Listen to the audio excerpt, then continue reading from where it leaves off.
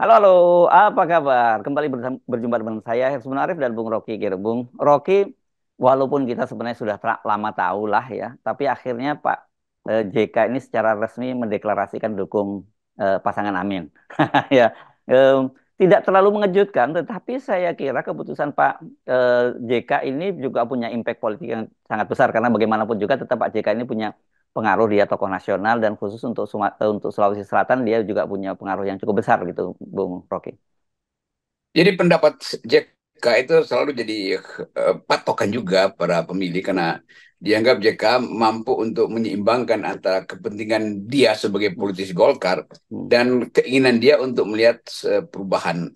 Karena JK hidup dalam dua rejim SB dan rejim Jokowi. Tentu dia bisa bikin perbandingan tuh. Hmm, hmm. Apa sebetulnya keunggulan di pihak SBY yang bisa dia amanatkan melalui Anies dan Caimin, dan apa kelemahan di pihak Pak Jokowi yang bisa dia jadikan sebagai pelajaran pada Caimin. Kan tetap kita mesti bayangkan itu, atau sebaliknya mungkin bagi JK ya kelemahan SBY dan apa yang baik di Jokowi. Walaupun itu secara diplomatis tentu JK merasa bahwa kalau memilih Amin itu artinya mengingatkan bahwa ada hal-hal yang buruk pada Jokowi. Sebetulnya itu poinnya tuh. Tetapi JK kan matang sekali dalam berpolitik. Makanya karena itu JK ingin menuntun suara Anies Amin itu sambil tidak melupakan Golkar. Dan mungkin bagi JK ya silahkan Golkar menguasai parlemen dengan kapasitas yang sedang dia bangun sekarang oleh Golkar melalui koalisi 02, tetapi eksekutif percayakan pada uh, uh, Anies dan Caimin. Dan itu hal yang selalu unik pada Pak JK. Dan kita mesti ingat bahwa JK itu orang yang secara perlahan-lahan berupaya untuk menanamkan keyakinan pada publik bahwa dia tetap akan berperan dalam politik dalam usia yang lanjut tapi dengan kapasitas sebagai negarawan. Oke, menarik sekali memang posisinya ya.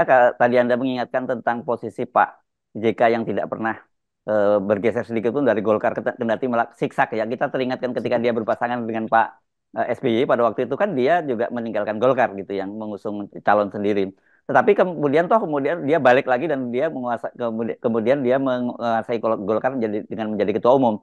Dan tentu saja kita tahu bahwa di Golkar sendiri juga elemen pendukung Amin itu juga cukup besar. Ada yang namanya selama ini orang selalu mengidentifikasi Pak JK walaupun belum resmi, tapi ada KIB kan, koalisi kuning hijau biru itu kan juga elemennya Golkar di situ. Artinya sebenarnya dengan pernyataan Pak JK ini akan makin memperbesar ya eksodus dari pemilih 02 ke Amin dari faksi Golkar gitu. Ya itu bagian yang orang mau hitung sekarang. Jadi orang anggap Hmm. ya kalau Pak JK setelah selesai purna bakti sebagai dua periode berbeda wakil presiden, mestinya dia jadi negarawan. Kenapa masih partisan? Kan Hmm. itu Hmm. dilemanya di situ. Tapi udah JK selalu punya keterangan sebagai orang yang matang dalam politik, tentu dia punya alasan tuh. Dan alasan itu yang menyebabkan orang masih percaya bahwa JK itu dengan cerdik bisa mendayung di antara dua kepentingan, kepentingan Hmm. Golkar yang ada di Hmm. 02 dan kepentingan perubahan yang ada pada Anies. Hmm. Dan keunikan itu yang kita anggap ya itulah JK, mau diapain pun tetap itu kemampuan dia untuk berselancar di dalam kepungan nilai dan kepungan kepentingan. Kan itu poinnya. Pada Hmm. Anies tentu dia akan investasikan value di situ tentang perubahan tuh. Hmm. Pada Golkar dia akan investasikan kepentingan politik dia atau kepentingan Golkar sebagai partai yang pernah dia besarkan. Dan Hmm. itu dua hal yang memang sulit untuk disatukan. Tetapi bagi orang seperti JK, dia punya kemampuan untuk mengatakan yang ini benar, yang itu juga benar kan itu uniknya. Jadi jadi dia satu sisi akan dia bilang bahwa gua tetap loyal pada Golkar seperti yang disampaikan juga oleh Erwin Aksa ya katanya Pak Joko masih menitipkan calonnya kok lewat pilek di Golkar itu. Ada dua sisi saya kira ini Erwin itu untuk menjaga jangan sampai kemudian eksodus terjadi pada Golkar gitu ya. Yang kedua tapi dari sisi Pak JK juga bisa memberikan semacam garansi kepada Golkar, tenang, ada bridging kalau terjadi kalian nanti one day akan terjadi apa-apa sudah ada jembatan yang saya siapkan kan bisa begitu, Bung Rocky. Ya itu uniknya yang komentar itu adalah Erwin Aksa. Erwin Ya, Aksa orang adalah Golkar sekaligus keponakan. ponakannya JK. Ya, Jadi ya. dia tahu cara Hmm, berpikir JK dan dia tahu kepentingan Golkar yang hmm, sekarang mulai resah kenapa JK hmm. ke Amin tuh. Ya, Tapi masuk akal juga bahwa ya menang di parlemen Golkar kan dan memenangkan Anies itu dua hal yang setara kan. Sehingga hmm, kemenangan Golkar itu bisa menjamin bridging tadi dengan Anies melalui JK. Kira-kira hmm, itu soalnya hmm, tuh. Dan hmm. kita tahu bahwa ya Erwin Aksa juga matang sebagai politisi yang udah lama di Golkar walaupun usia masih muda dan mampu untuk lakukan keterangan semacam. Nggak mungkin ada orang lain yang bisa mengucapkan itu karena orang akan anggap ya hanya Erwin yang ngerti psikologi JK dan yang mengerti taktik JK sebagai seorang politisi negarawan. Kira-kira itu. Hmm. Begitulah uniknya politik Indonesia tuh. Ada hal-hal yang hanya bisa dijelaskan orang yang paham tentang Batak JK. Nah, sebagai bagian dari keluarga JK, tentu Erwin mengerti apa sebetulnya yang tidak diucapkan oleh JK dan harus Ya, dia ucapkan untuk mengamankan Golkar. iya. Oke. Kalau Anda bagaimana sih menempatkan posisi figur seperti Pak JK ini ya? Karena dia tidak sampai posisi puncak, artinya dia cuma berhenti sebagai wakil presiden. Dia bahkan pernah kalah oleh SBY, katakanlah begitu, dan juga dia kalah dengan Jokowi juga, begitu kan, dua kali ya sebagai wakilnya. Tetapi saya kira justru peran JK itu sekarang ini kalau kita lihat di peran politik nasional itu lebih besar gitu dibandingkan permainan dibandingkan Pak SBY. Terus kemudian bahkan kalau nanti kita proyeksikan setelah Jokowi pasti jauh Jokowi dibandingkan dengan Pak JK gitu. Ini pada akhirnya orang akan nilai bahwa JK kendati hanya sampai ke wakil presiden, tapi dia punya perspektif melampaui presiden-presiden ini.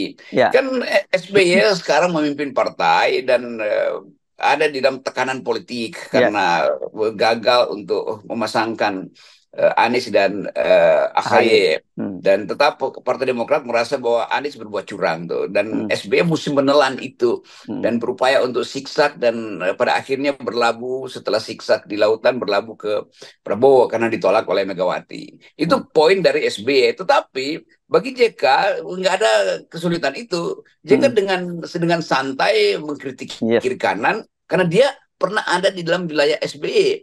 hmm, JK pernah ada di dalam wilayah Jokowi. Jadi JK tahu betul mental dan karakter kepemimpinan dua presiden ini. Nah, orang yang paham tentang dua dua perbandingan hmm, bahkan perbandingan hitam putih sebetulnya antara Jokowi dan hmm, SBY justru dia yang lebih tinggi statusnya kan. hmm, Kalau dia bisa lihat perbandingan antara Jokowi dan SBY itu artinya dia berdiri di atas menara dan melihat bahwa SBY dan Jokowi ada di bawah dia sambil mungkin dia senyum-senyum bahwa saya ngerti lah mengapa mereka berdua hari ini bertabrakan secara kepentingan politik yaitu SBY dan Jokowi dan JK mampu untuk ya menyindir kecil dan nggak pernah marah walaupun ada watak keras sebagai seorang Bugis tapi dia senyum aja kan. Jadi itu hmm. keunikan dari Yusuf Kala. Yes, oke. Jadi kita akan lihat seperti apa dampak dari eh, sikap Presiden. Dan saya kira Pak JK juga mesti menghitung kalau selama ini diem saja dan kemudian memutuskan untuk secara terbuka menyatakan dukungannya itu pasti ada kalkulasi politik yang sudah sangat matang dihitung oleh Pak JK gitu. Iya, JK ngerti semua itu dan kalau orang tanya kok JK nggak pernah bisa jadi presidennya, iya Hmm. karena dia orang Bugis mungkin dan belum saatnya atau ya saatnya agak susah. Tetapi orang akan ingat bahwa Yusuf Kala itu pernah diberi kepercayaan penuh oleh SBY sebagai wakil presiden yang Hmm. punya kemampuan untuk Hmm. melakukan eksekusi Hmm. kebijakan di bidang ekonomi dan Hmm. itu nggak berlaku di zaman Jokowi. Jadi Jokowi ya. JK tahu bahwa membandingkan dua pemimpin ini itu juga membandingkan dua dua tipe watak manusia tuh. Jadi Hmm. JK orang yang lengkap, dia belajar tentang watak manusia juga melalui pengalaman dia di dalam dua periode kepemimpinan Presiden Republik Indonesia. Sekaligus dia tahu bahwa kemampuan mendamaikan orang yang berkonflik itu Hmm. adalah pekerjaan kemanusiaan. Karena itu dia memilih untuk jadi pendamai di banyak konflik dan menuntun dirinya di usia lanjutnya untuk mengabdi pada PMI Ketua Hmm. Palang Merah Indonesia. Itu jadi lengkap sebetulnya kemampuan JK untuk menghidupkan harapan bahwa kemanusiaan yang adil dan beradab harus diutamakan daripada kepemimpinan politik tuh dan Ya. pengertian-pengertian itu tentu datang setelah JK itu mengalami banyak betul peristiwa politik, lalu dia jadi matang itu. Iya, ya. Dan itu saya kira akan menjadi legacy besar dari JK terhadap bangsa ini gitu ya. Iya, orang akan anggap ya JK itu ya orang yang mengerti politik dengan kemampuan konseptual, kemampuan batinnya. Jadi kira-kira JK boleh dianggap ya sebetulnya dia presiden, cuman tidak secara formal dipilih oleh rakyat. Ya, oke. Baik, Bang Rocky. Makasih. Kita Yes. ngobrol.